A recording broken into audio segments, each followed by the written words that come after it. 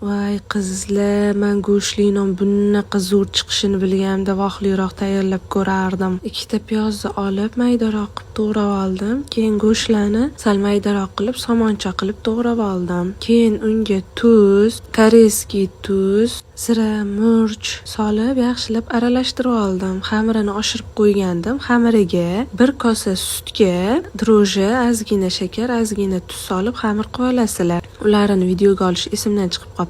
Men 2 ga bo'lib oldim zuvalalarimni, yoyib, yog'lab qiymamizni sovolamiz. Keyin ko'rsatganimdek qilib tugib olib, o'rab, yog'langan listimizga yoyib olamiz yaxshilab. Keyin ustiga tuxum sarig'ini surib, kunjut sepib 190-200 gradusga 30-35 minutga qo'yib olasizlar. Shi zo'r chiqarkan qizlar, ayniqsa shu sovuq kunlarda issiq choylar bilan mazza ketadi-yu.